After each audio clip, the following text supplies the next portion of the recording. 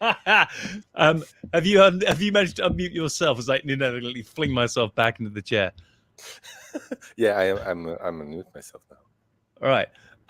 Welcome everyone to Beyond the Horizon, episode 10, as I remember. Phage, the virus that cures. We have the very special guest star, Dr. Duca, who is just the expert in nothing in this video, like me. We are not experts in anything except Tbilisi, which he's definitely the expert on. Would you care to introduce yourself while I fling myself at the computer? All right. So first of all, hello to everyone, and thank you very much for inviting me here because it really, I really feel now special. You're most welcome, and you are. Thank you. So I think we both are experts in having fun and be friends. Yeah, well, I'm a particle physicist. I'm working. So I have a PhD in theoretical physics, but now I'm kind of shifted towards experimental more. Ooh. But one of the things I really want to ask you about. But yeah, keep going.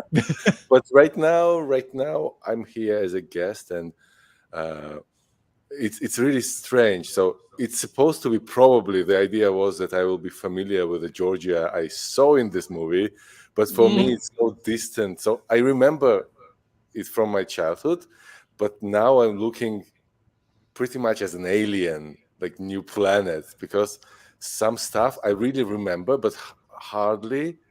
And now I'm totally shocked with the decaying part of the state.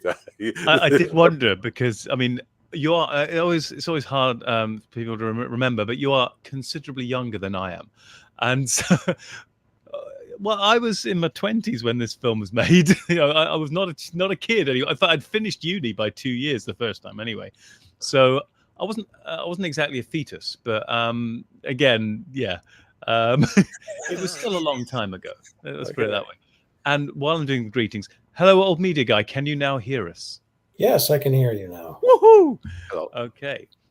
Old media guy is always, or very regularly, here as a massive and most important support for this live stream ever, because he's always the other leg, almost always in these things. Otherwise, it would just fall apart. All right, I see. And old media so guy. Now I'm third leg. Instead of 2 legs, we now have 3, which means we've made a stool. Yeah, or a tripod. Yeah,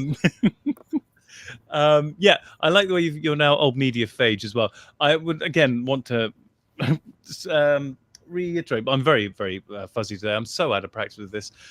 Old media guy, old media Phage as he is now, is also not an expert in this area either. So we're all equally ignorant, or we have only a keen layperson's interest in what's going on. We have no idea of what we're talking about, but that doesn't stop politicians now, does it? Exactly. So is there anything you'd like to say, old media Phage, before I attack Duca again? Because I've got more questions I want to ask him. Oh, I was interested in how Georgia and Tbilisi has changed since 1996, 97, when this was filmed. Yeah, that's a good one. Go for it. Well, first of all, I think you were there recently, more or less. Alex, right? 2018. So you can I think see that it's quite different from the one from the movie. Yeah. We do not have this. What was it? I think some shots was made on Bazaar, the old one, which is now renewed, and it's not such a bizarre now. But other stuff, it's not. They are not quite changed. So I still thinking that this collector they dumping right into the river probably still exists. the outflow from the hospital, yeah.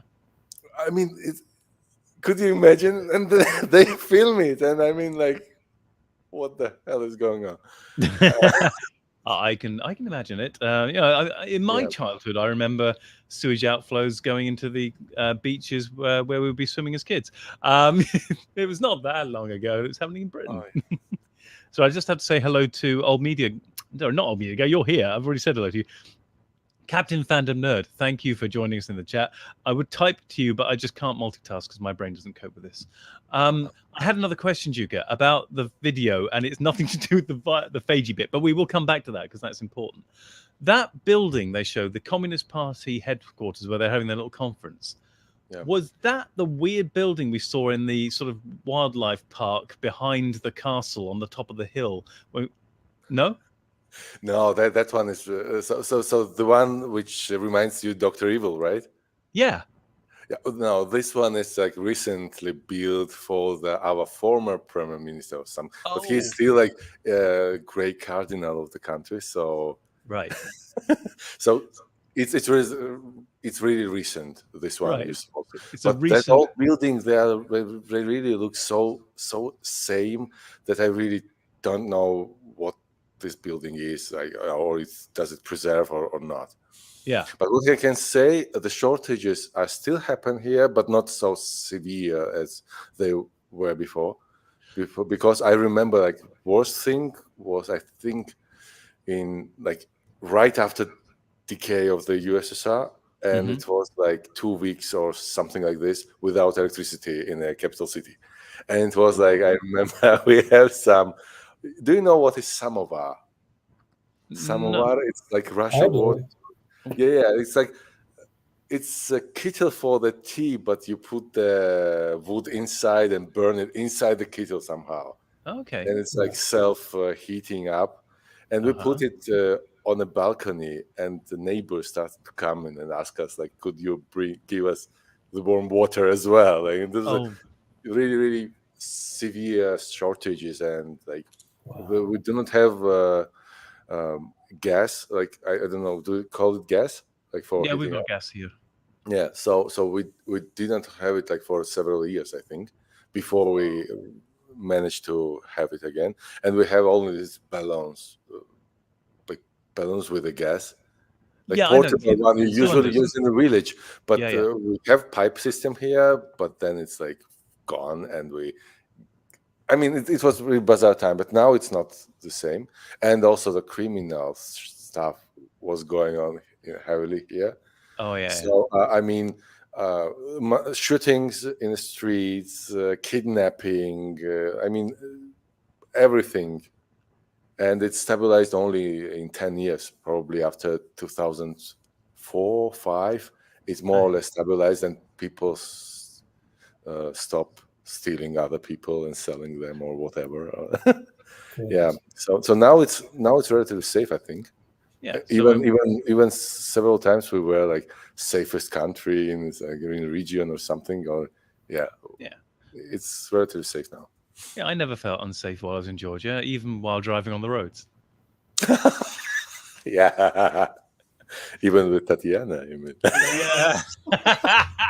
I remember that. I was looking through the photos to get one for the video, and there was one with me driving the 4x4 and you going like this in the background. Ah! Yeah. It was funny then. Thanks. So the Institute, does that still exist? I think I found, I quickly do the research, and I give the link to Alex, and it seems like they are like really developed, and now they have even some library. You can actually check, like, do they have the stem? Do they have the phages for it? Here we call it like Phages, bacteriophage, bacteriophagy. Lots of different pronunciations. Yeah. So it seems like it's developed. It's not like if you go to ordinary doctor, no one says like, oh, don't use antibiotics, go to and buy some phages. It's not like that. But probably if you have a chronic disease, they will send you. And I definitely knew people who had some problems with, like, probably, with this, I don't know, not negative throat. Some infection in the throat, and they use it. So they usually take the samples, they check it, and then in a week or something, they give you the bunch of these phages you need to consume. Yeah, and I think even my sister used them once. So I'm glad it's still there. Obviously, one of the drawbacks is it obviously takes time to culture the virus and get enough of it to make the treatment, because you can't. You can't just catch one little viral molecule and shove it in. Although that might work, but dodgy. But I think it's handwork. Like even now, it's like handwork mostly, yeah. not robotized. Some with AI, which it can calculate quickly something.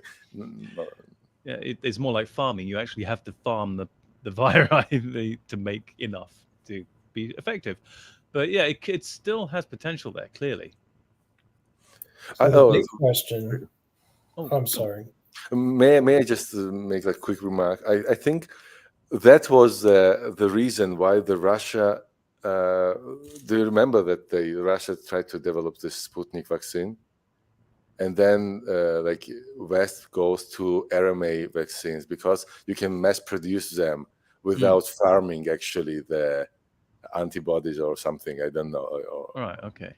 So in Russia use like old technology. It's not RMA, so you need to cultivate it. Like I think you need to produce this vaccine in a reactor, so you cannot scale it up easily. So I think that's the problem with this technology, which I can spot it probably as with my unprofessional eyes. Yes. The other thing that came to mind is, of course, this is obviously targets bacteria. It's viruses eating bacteria and killing bacteria. And also there seems to be a downside.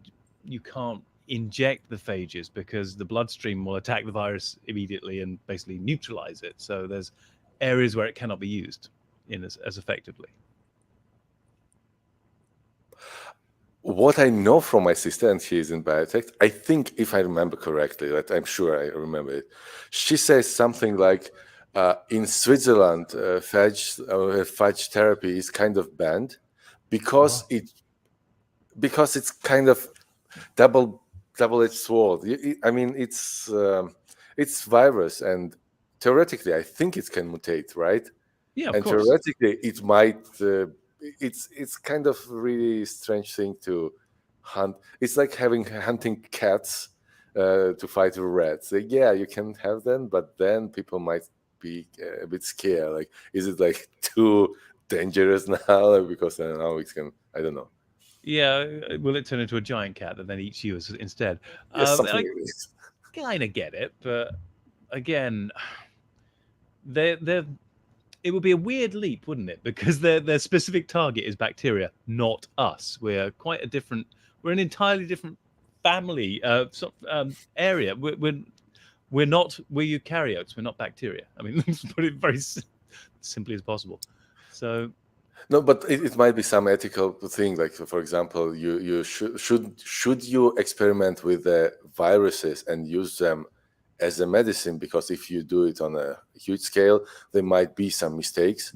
And then, like, do you trust people to experiment with the viruses in a way like they force or they suggest other people to ingest them? I mean, maybe there is this kind of concern that in Switzerland trigger this idea that no, probably we should not do that. I don't know. You're right. It would be better not to tamper with viruses that might cure you, and instead take viruses, say from bats, and try to weaponize them, and then accidentally release them all over the world. That would be a much better. Sure. I'm sorry. Did I just say the quiet part out loud? I take it all back. Well, sorry. Don't worry, you're not the only cynical one here. I think we're all three of them probably cynical. But I was just thinking, Switzerland, the home of large investments, and I imagine that pharmaceutical companies probably don't want people coming up with phages, which would then completely make their antibiotics redundant in certain circumstances. Anyway, but then that's just me being cynical. If Swiss people made some viruses, I think they will charge you a lot. So I don't think they lose the profit. I think so. Yeah, but the beauty of it is that anyone, if you set up the system, the lab, anyone can make it. I mean, from sewage water, for God's sake. I mean, it would be hard to completely restrict other people's access to this technology because it's a method and not a actual physical thing that you can put a trademark on. Yeah, well, it just depends how easy it is to make it yourself. And let's say, for example, you've got a persistent viral infection in your nose and your throat, whatever. You're coughing it up every day anyway, putting it into Kleenex. why not just put it in a petri dish and follow basically a medical recipe and develop your own phage right there in the house? Is that even possible? I mean, theoretically you can, but it's the same question. Is I think the most important part in this movie was that this institute does not want to, or did not want to, lose the database they collect. So the biggest advantage is like to have this big database, have this expertise and centralize. It's the same why you don't buy some handcrafted. Why you don't make every piece of furniture handcrafted yourself, and why you buy it somewhere which is already at least pre-cut it or pre-assembled or something. That's but true. theoretically, of course, even dogs, you can breed dogs yourself, but probably you will go to some place and buy it, right? Yeah, you want a bit of expertise that's already been pre-learned, pre-manufactured stuff as well. I'm sure there's another question, but I'm going to let Old Media Guy do the talking for a bit because I've been doing way too much. So, any more questions, Old Media Guy? Not sure. Oh, in that case, I will leap back in. Okay. Go on. Sorry. Oh, I'm struggling for a question here because this is so far out of my wheelhouse. Talking about viruses and replicating viruses and determining which bacteria they will eat and which they won't. It's like, it's all very interesting, and I'm thinking about a science fiction story right now. But as far as practical applications, the conspiracy theorist part of me wonders if the Star Trek Voyager people did not create the phage as this uncurable flesh-eating virus in order to sabotage the whole idea of phage being something that we could actually use in our medical treatments. Is that out there? Of course it is. My brain is out there. I'm just following it to its final destination. And the episodes will be coming out almost around the same time this Horizon episode came out as well. So so someone got a hold of this and said, "Oh, phage, that's a good idea for a killer virus." Like, well, why did you use that? Was it just standard Hollywood stupidity, or was it someone saying, we want to stop the good press about the phage right now, and here's a couple of bucks to do so? I mean, that happens in Hollywood. Got to be Big Pharma. It's Big Pharma again. This could be somebody. It's only years after the fact that we find out films like Top Gun were co-sponsored by the CIA and such. And at the time you say that, it's a conspiracy theory, that didn't happen. Then we get the paperwork says it did. It's like, well, there you go. Yeah, I can imagine it being a very effective recruitment video. Yeah, it's true. Now that I've derailed the conversation, please continue. Yeah. May I introduce one more conspiracy theory? Oh yeah, go. We love it. So imagine this one. So bacteria is kind of living creature, right? It has cell, and we are more or less like after evolution of bacteria, right? Yeah, you can put it this way. However, the virus could not reproduce itself without the bacteria. So maybe all the bacteria, all the viruses we have, are the remains after some biological war which destroy all itself, and now they are living and kind of evolving without masters. I like it. Yeah, that's good. I mean, of course, one thing it said in the video is that they say viruses are alive, and technically they're not. I mean, they do rely on bacteria in this case, or even us for other viruses like our beloved COVID or even the common cold. They need us in order to reproduce. So they're not truly living in the strict sense that they can reproduce themselves. But yeah. I think people could argue with that because they always change this ideas of how do you define the life. So probably we are now on a really vague place. Because I agree. Maybe the new someone from biology studies will say oh no, it's old information. Now we define life in a different way and stuff. So I think it's still under debate and that there are people arguing about it. But yeah, I do think people do want to recategorize viruses. Some want to recategorize living and some don't. So there's a massive argument still going on about that. But yeah, they're weird little things. And also, because virus could technically change your DNA, it would be nice. For example, you want to have I don't know. For example, if for some reason I want to have a blonde hair. I drink some bottle of viruses, catch cold, and after this cold, I get like blonde head, blue eyes. Well, what I wanted to fling in and didn't have time as a link was that there are ways we do already use viruses in medicine, and part of it is, at least in attempts to do some genetic manipulation, even if it's not done directly in us, we do use viruses for snipping and replacing bits of genetic code in certain organisms for genetic engineering. So we do use viruses even now to do stuff in medicine, even if it isn't directly, straight in attacking the bacteria. But yeah, it still seems we're miles off, except where it's being used in Georgia right now. It seems it's miles away from being used widely. Yeah, it's too bad. So my question is to both of you, do you think it ever will be used more widely?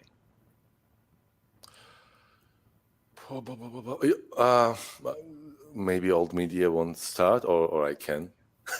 Okay, the buck has been passed to the second leg in this conversation. Third. On the third leg. Oh, good. I feel so much better. There are already alternative treatment schemes. Schemes is the wrong word. Protocols in America that are not well known. And when they become well known, at first they will be attacked as pseudoscience, and then they'll be attacked outright as fraud. And hopefully, the protocols which actually do work will somehow survive these attacks. But that's how it's going to go. And I think that will be the same for the phage. At first, it'll be laughed at, then it'll be fought off as fraud, and then it'll be attacked in the courts and so on. But it will simply be a question of, do enough people use it and feel enough benefit from it that they turn away from traditional medicine, especially here in America, where the doctors don't treat the disease, they treat the symptoms, and they treat you like a cash cow. Like, here's 7 medicines to take for the rest of your life, and it won't cure you, but boy, it'll make us happy because we get to go to Florida again this winter. So we'll see. It's going to depend on how many people say this treatment is worth fighting for. That sounds very. I find it hard to disagree with you there. But Duca, what do you think? May I start with a small circuit? Yeah. So recently, I was really interested. I always dream about 3D printer, and I realized last year that it's become really cheap. And then I bought one for less than $100. I fixed it, and what I tried to say, then I started reading about this and realized that technology for 3D printing they have for 30 years or even more. And what they say, why don't become mass productive or something? They said it was a problem with the chemistry and plastic you need to use for them. And before it was really expensive, and now it can be mass manufactured on a huge scale and really cheap. And I think we might miss some key technologies to become really to help the phage become really mass productive or really cheap for the consumer, or for example really feasible for them to do it at home. Because if you imagine, for example, something like 3D printer which can, I don't know, print DNA or virus, for example, then it will be huge leap. You don't need anything, you produce virus and you use your body to just replicate it or whatever. For example, this is really dream, right? Far away. But if you have it, then you don't need transportation, you don't need chemicals. You can do the same probably with the medicines as well. But medicine is not self-replicated, right? And virus it is. So it might be really interesting if we have the technology to scan quickly and then print quickly. And if the institute will be just a database, you can download your curing virus, it will be breakthrough, for example. But it might be really stupid idea from me and very complex, but there might be some really simple things which I cannot even imagine, which can just by one click accelerate all these studies because. I think you're on. I think you hit the nail on the head, because you can see how long it took them, even under the current method, even not taking the fact that you have to send it to them, that takes time, but getting enough, replicating enough for it to be effectively then given as a dosage takes time. It took a week to turn around, which might be too long, might kill your patient in that time.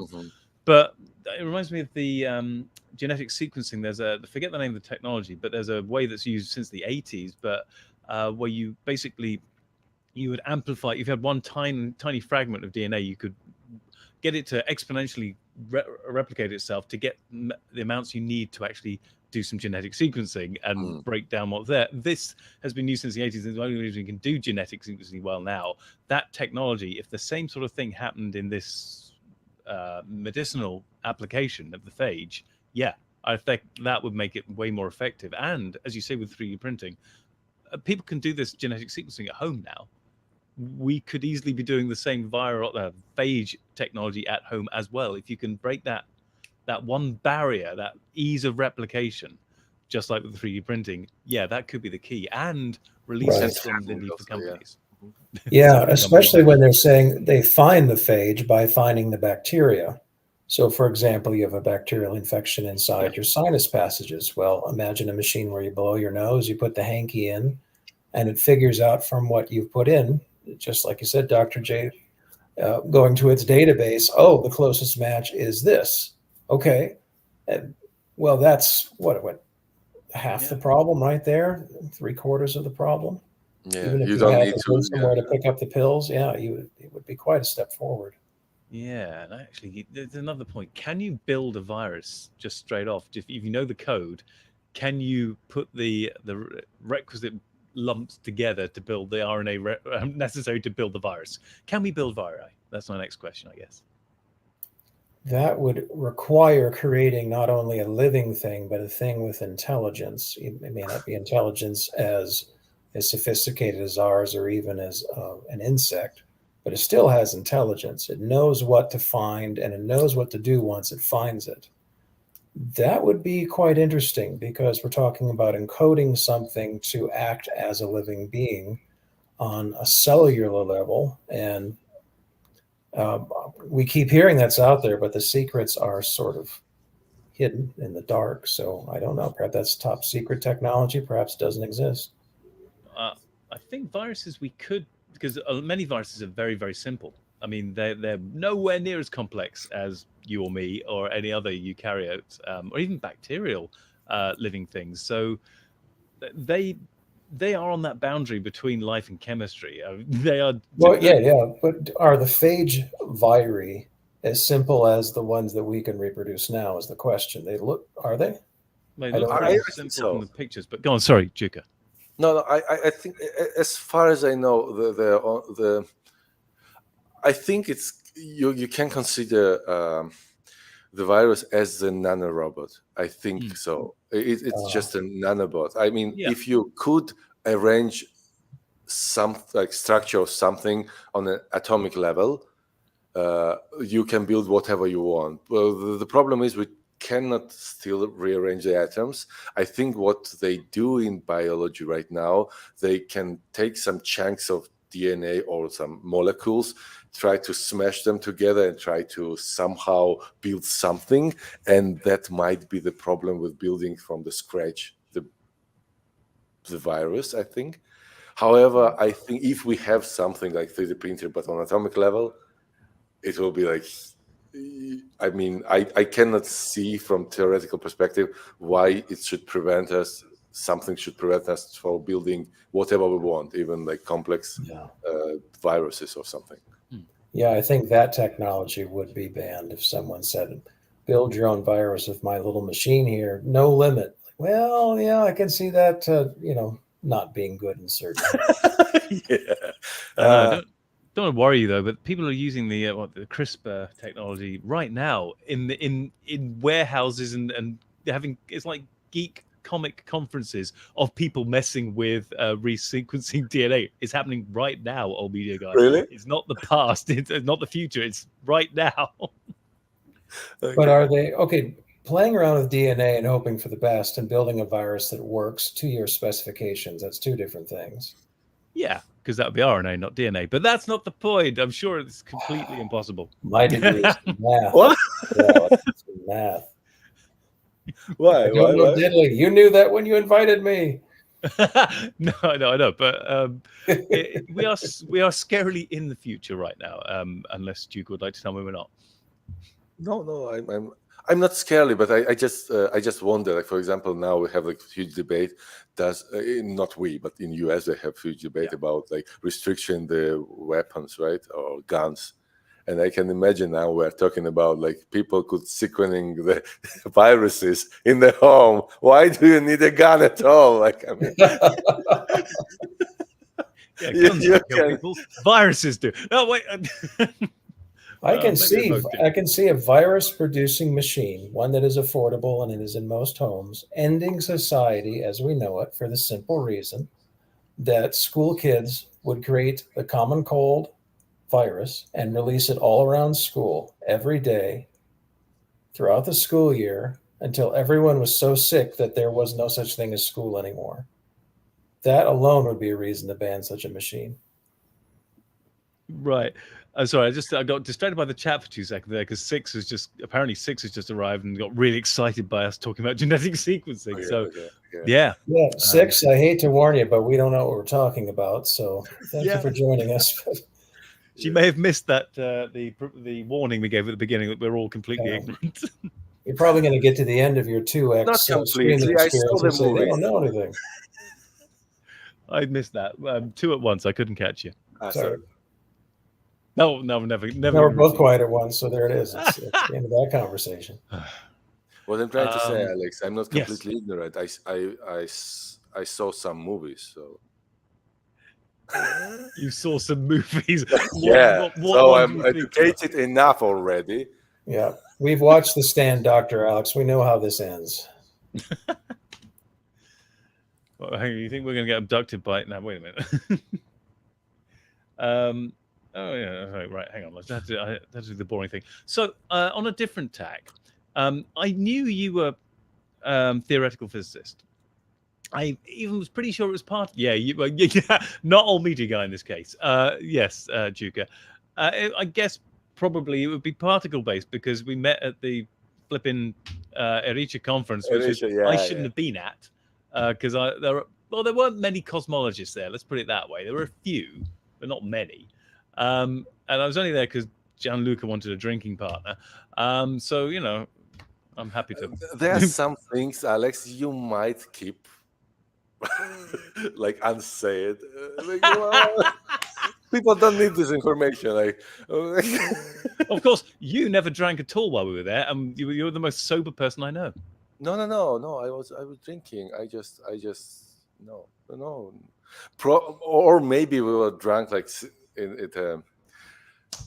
Maybe I became like really drunk at the point then you don't remember me being drunk. I mean, anyway, my point was I knew you were a particle physicist because we were at that conference 4 times in a row.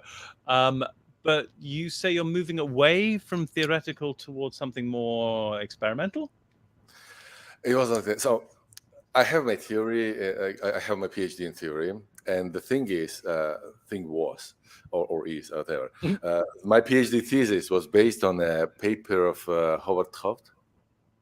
Oh, the Nobel Prize winner, you know, like the one rare Nobel Prize winner. And one of his like early work, we kind of readopted and developed some stuff.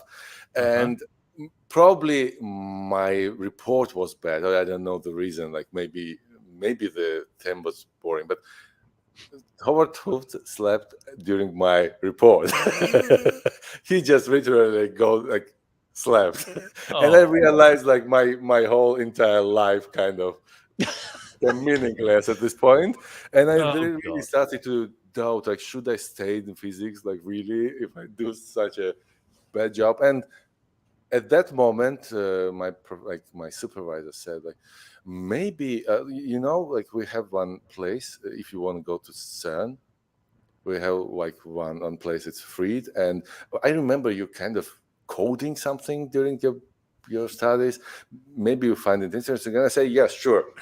And for 3 or 5 years, for several years, I was in signal reconstruction task force, struggling to learn C++ and bash scripting and stuff.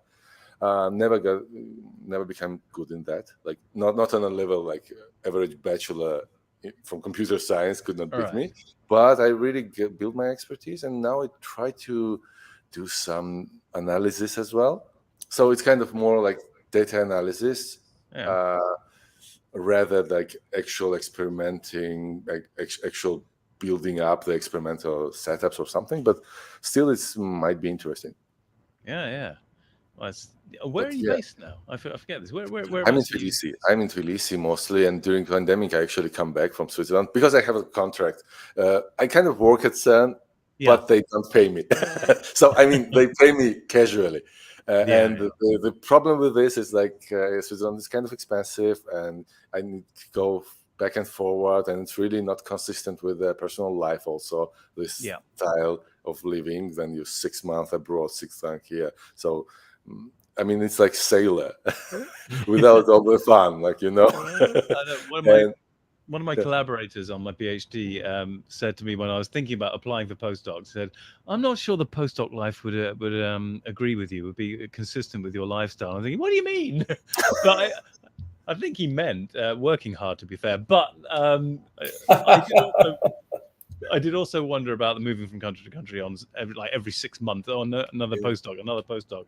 And I can see that being a bit of a bind. And you become tired at some point, and you and also I have this passion with electronics and podcast and stuff, and my bag for electronics became like bigger than my luggage, I think, or comparable at least, and it was like struggle. So I'm so stressed each time I need to go abroad. Like for 1 week, it's okay. Like if you forget your charger for 1 week, you survive, maybe 2. But 6 months, you forget some, I don't know, some jack for another plug and stuff, and you're really struggling. And in Switzerland, it costs like $40. That's exactly what I was thinking about. And you're really pissed because of that. And so during the pandemic, I come back here because I feel really safer. I don't know, somehow, like I really feel safer here. And also I break up by the time with a girlfriend, so it was like easy, I think. But now I find my project. Actually, I have very speculative, really high gain, high lose project. Okay. Kind of excited. Well, the only downside is I applied for it for 2 years. And first year it was failed, and second year I almost prepare myself that it's failed and start another project with filming and podcasting and stuff, and we win the financial support. So I now try to shift my mind. And no, this project is interesting. It's research. Do it. Last research, last go. If you fail, you just drop it. If not, like you will get some benefit. And just to clarify, this is physics research you're looking at now this time? Yes. Physics research. It's what we try to do. What the idea was with me and my colleague. The idea was very speculative possibility of reanalyzing data and find something which might be missed. And we actually try to find some really bizarre physics which might be missed, like with really small chances, and we really even like don't fully build up the theoretical framework, which is also interesting because then you're working with big experiments at CERN, for example. It's accelerator physics. You have the front edge of the all interesting research is like searching, data analysis, electronics, probably the physics already done, like for basic physics. So maybe some exotic physics with new data you might build. But for example, if you are in a supersymmetry group, and I was there, you might, for example, working there for years and don't touch the physics at all because all physics is already preset. So you might survive with just data analysis. With that project, not. You will not survive without physics, and that's also interesting. I think I understand. My tiny cosmologist pea brain just about gets enough of the gist. My particle physics brain is even smaller than cosmologist one. So. I'm not neither a theoretician or a experimentalist. I'm a what do you call it? I forgot. Phenomenologist. I knew it somewhere in the back of my head. Phenomenologist, the ones who can do neither. but you use bits of both to try and make something sensible in the middle. So no, I did what I could do, and that's as far as I went. I think now that my project might be classified as phenomenological as well. Ooh, I did wonder if you were edging to that, obviously in the particle rather than the cosmology field, but that principle, that that idea. Okay, very cool. All right, old media guy, what are you up to? Сейчас я изучаю русский язык. Really? He's speaking Russian. Yes, I've been studying Russian for about 6 weeks now, Hey, and I'm really enjoying it.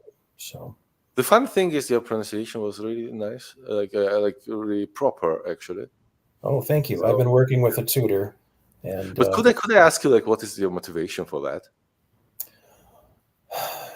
It's like, because for me, it's like in 1985, started to learning German. It's kind of strange. I was talking with some of my fellow language nerds, and none of us know. I mean, if you want to learn a language because you need a job, that's understandable. Some of us, we don't know why certain languages seem to attract us. It's like in Harry Potter, they said the wand chooses the wizard. Well, that's actually true in music. They'll say the instrument chooses the musician. And for some strange reason, it seems a language chooses you. So, for example, last year I worked very hard at ancient Greek, which is about as difficult as, say, Arabic. And I was not doing well with it. And I was understanding the words, but I was just feeling like this is wrong. I'm wasting my time. I should be doing Russian. And I couldn't figure out why I was thinking that. I ignored that for months. Finally, I just got to a head and said, you know what, I'm very tired of ancient Greek, but I want to try Russian instead. And a bunch of my friends said, yeah, you go for it, because they felt compelled to do ancient Greek, even though they didn't like the language. So part of it is just the language seems to call you. I don't know why. This is a phenomenon that's been going on for years and years. Perhaps in a more practical sense, I would really like to read some of my favorite authors in the original, such as Dostoevsky and Sergei Aksakov. I like to read them in the original, plus authors in the 20th and 21st centuries. And plus, you may have noticed in Western media, Russia is always bad. Russians are always bad. Bad, bad, bad. Never good. And I am so blickety blank tired of that. I cannot possibly express it, that you would just take an entire country and just say, nope, they're all bad. It's like, well, stop that. You people in the media are nuts. So there needs to be at least a few people in the West who are trying to reach out to folks in these areas, in these countries where that are just frankly unpopular amongst our elites and our media. There just needs to be some human connection going on and saying, hey, how are you? I'm trying to learn your language, learn something of your culture. What's going on from your point of view? That's it. That's the only way to stop a second Cold War, is just people saying, hey, how you doing? I'm learning your language because I want to learn more about you. Tell me what you're really thinking. Something that struck me when we were at these conferences is that politics is not people, and people are not politics. We were there with Juka's Georgian. We were there with Russians, Ukrainians, and many, many other nationalities, all at the same conference, while wars were going on during that time as well. And it was just depressing for us to be there under those circumstances, because we are all friends. We were all physicists working together and trying to understand the world and the universe. And politics was happening in the most horrific ways around the world as we were there. It was just a weird time, wasn't it, Juka? That's a tough question. May I share my thoughts about that? Yeah. Because it might be a bit broader, and my English is not good enough probably for uttering complex ideas. But yeah, well, I try to get my grammar together in order to say so. So there are two things which cross my mind now, because we have like really dense political situation in Georgia entirely, and the problem with Russia we have, and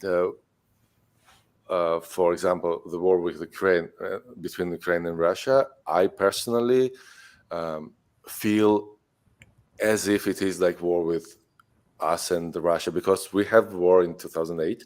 We lose it in like three days, like of hot conflict. However, we are small, like compared to Russia, Georgia is like 50 times less, 50 times less. So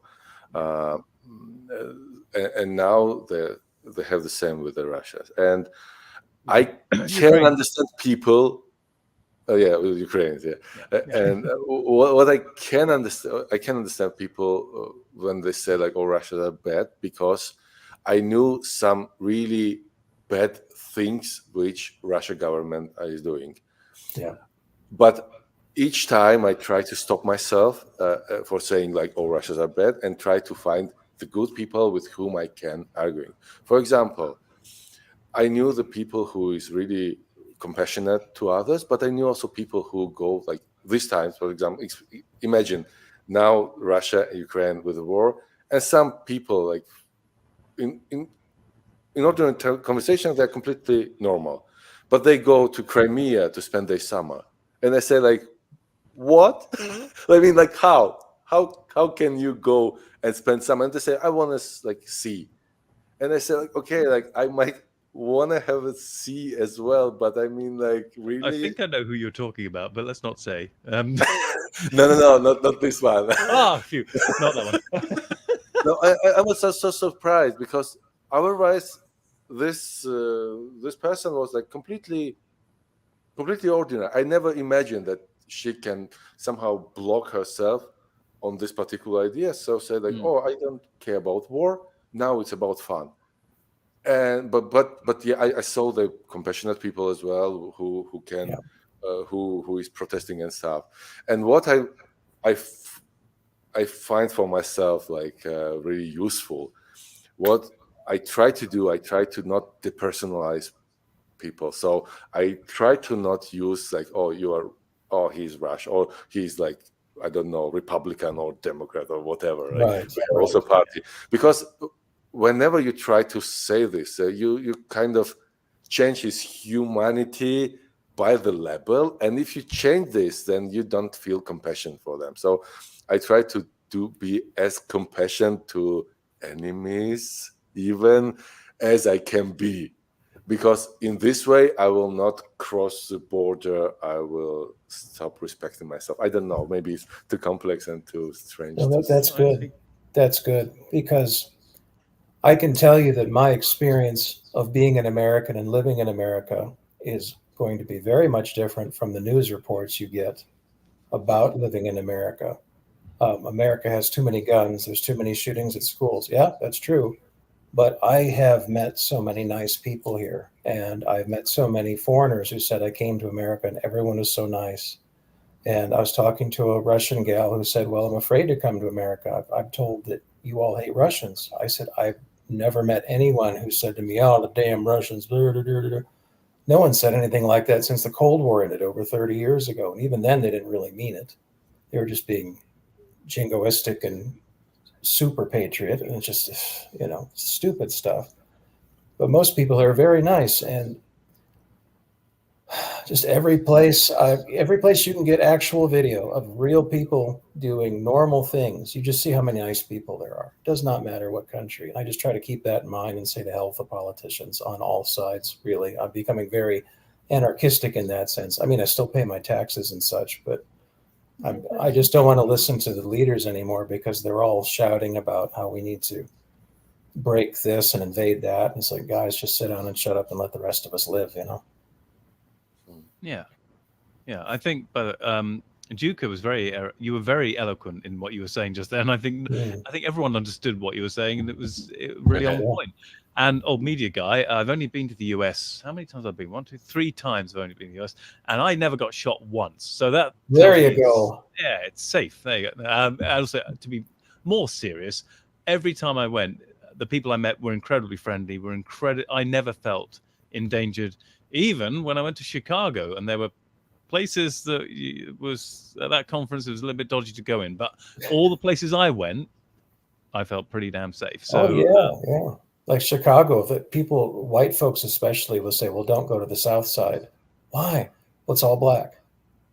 And how many nice people there are on the South Side? Just shut up, just don't stereotype. Exactly.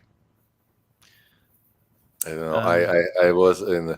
I was robbed like once when I was in 10th grade, so in Georgia. So I really feel That's so Georgia where much you are right now, safer. not Georgia, US. Yeah. No, Georgia and Georgia, like Yeah. Republic Georgia. In proper Georgia, yes. Yeah, I was so I feel so much safer anywhere abroad than I was feeling like back in my childhood. That I'm kind of okay. Maybe it's not an adequate view of the world, but somehow I have this feeling that can't be harder than my childhood. Something. Yeah. Now, my brain. I'm sure there's something I forgot to ask. Alex, could I actually just give you what suggestion of the topic? Oh, go on. Yeah, please do. Have you seen the YouTube movie? It was kind of movie, but it's on YouTube also, like Atomic Boy. Atomic Boy. The name sounds a bell, but it rings a bell, but I The don't think thing I've seen is, it's kind of short documentary about the guy. We were talking about bioreactors, right? Yeah. But this was about the boy who was obsessed with the idea of building own like nuclear reactor. Yes. And and this was so funny because he read it in some scout book. I think SciShow did a video on it. I think I saw their video Maybe, about it. And it's just Yeah. so funny that it's and somehow resemble our ideas that how far schoolboy could I was like school student could actually bring the idea and passion on a really next level. And they, like, long story short, they caught him with the actually working reactor in the basement, and or something. Yeah, I think I have seen it. Actually, now you mentioned it, at least one version of it. SciShow's take on it, I think. But And yeah, the that funny was thing, in the end of this movie, they said like, but recently he died already, but they said like he has like huge restrictions on what he can do after that. But they said like actually he has the increased interest in microbiology, and I wonder like, okay. How long ago did he do this? That's what I don't. That was remember. the 80s, wasn't it? Okay, that makes sense. That's what wasn't he scraping off the glow in the dark plastics of the swatches? From watches. Yes, it was the Swiss watches, swatches. Yes, and also for smoke detectors. They said like some smoke detectors have something I don't remember like which element, but some radioactive stuff. Maybe it's old detectors. I nearly had it for a second there. Yeah. Darn it. I've forgotten as well. Once upon a time I did know, but my brain's getting old and bits are falling off. Oh, I have 2 COVID, so after that I became bolder, older inside and outside, and like really said, okay, I'm old now, officially old. You need to surrender and you need to have a wisdom to surrender circumstances, you know? Yes. Are you fencing still? Me? What? Barely. I've actually had an arm injury again for quite a while, which is one of the reasons I learned how to fence left-handed, because my right arm is packed up for a bit. Now it seems to be back to normal. But right now, where I fence is on holiday.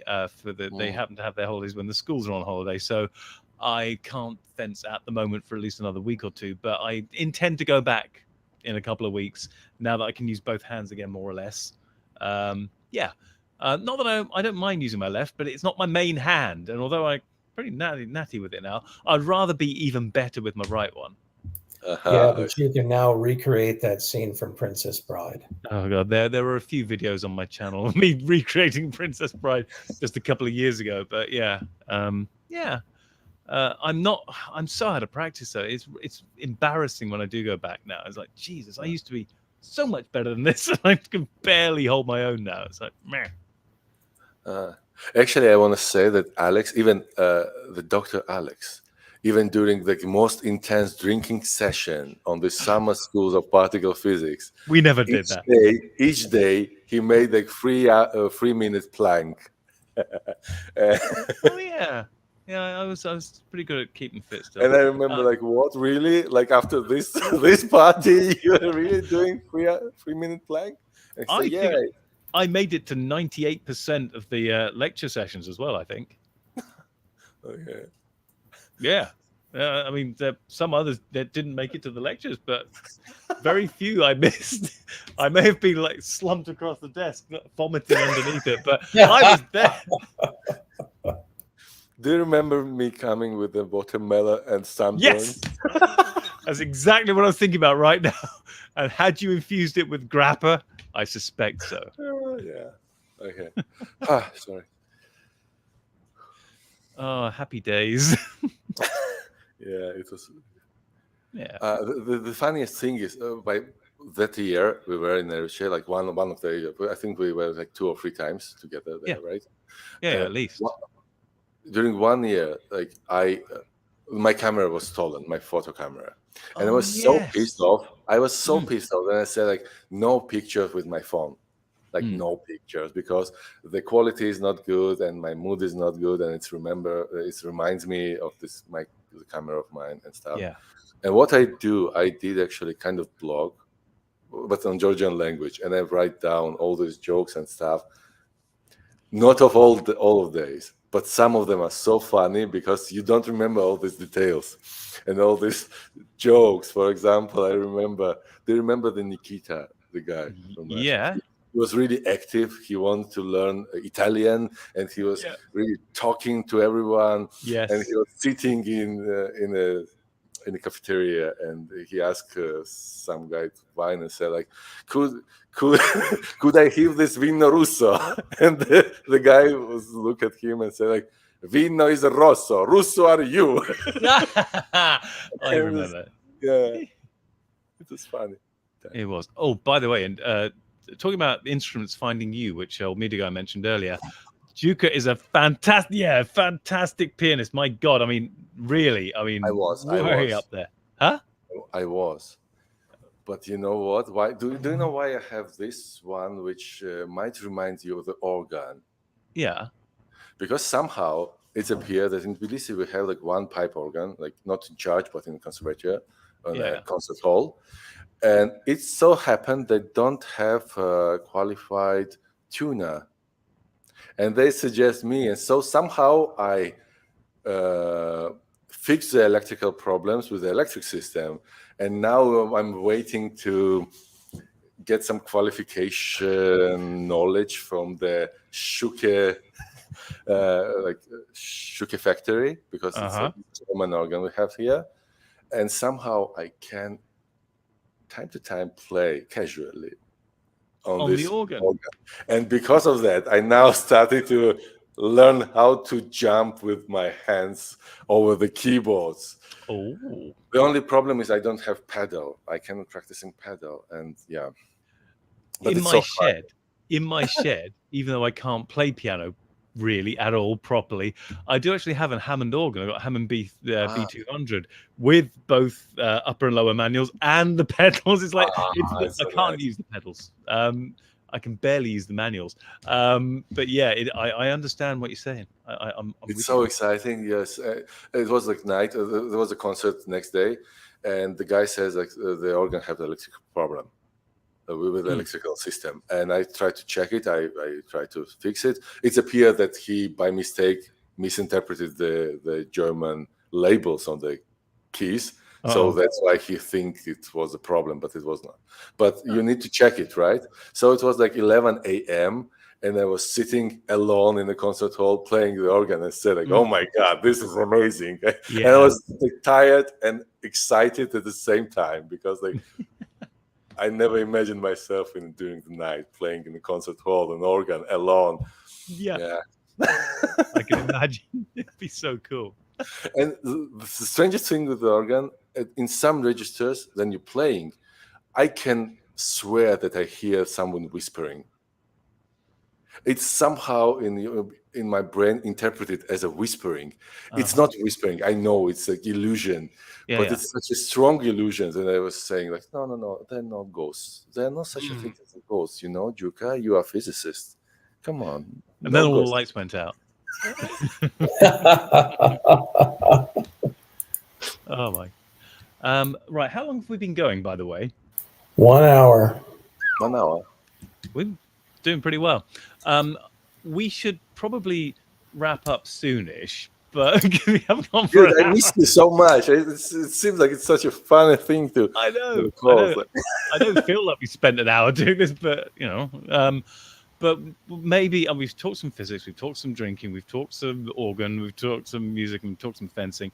All the things we shouldn't. Is there anything else we could add about the actual topic that the video was about that we should have missed somehow?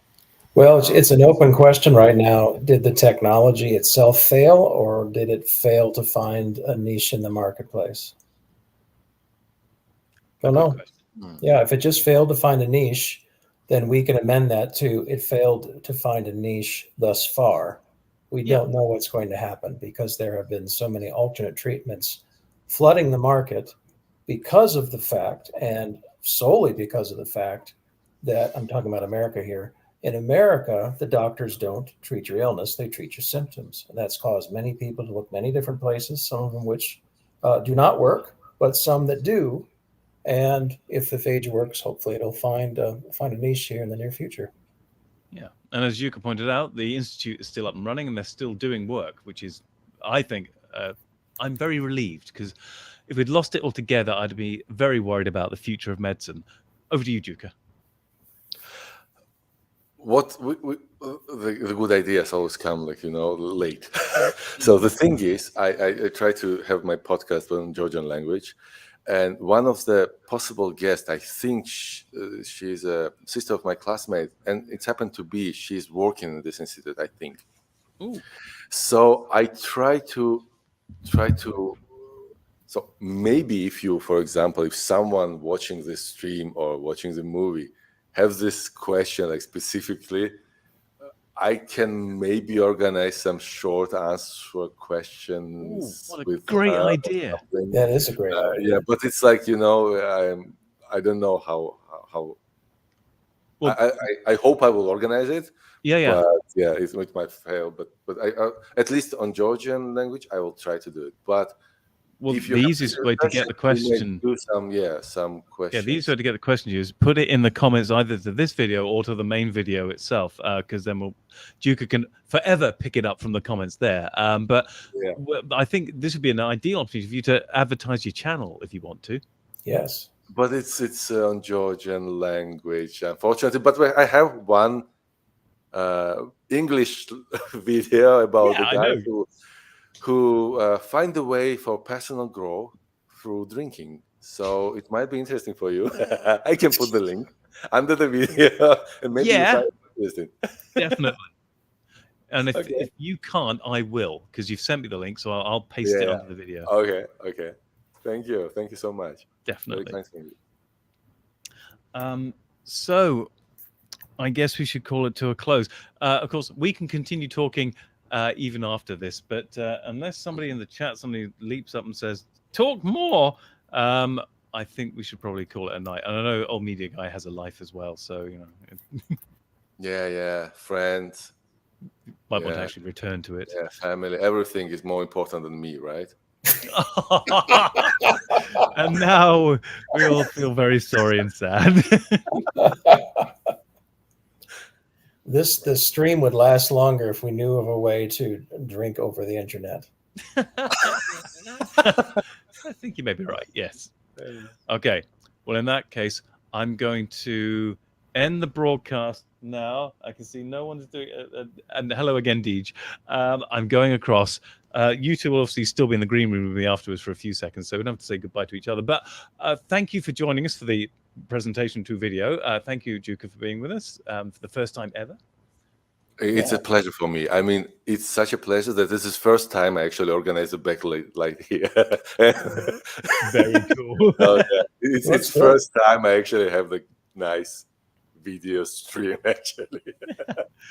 And thank you also, Old Media Guy, for again your ongoing and invaluable, that's the word I was trying to find earlier but my brain wasn't working, invaluable support for this endeavor. You're welcome. Again, on that note, I'm going to leap forward inelegantly as I always do to end the broadcast. Thank you all for joining us in the chat as well. Bye, everyone. Thank you, everyone. Thank you very much, Alex.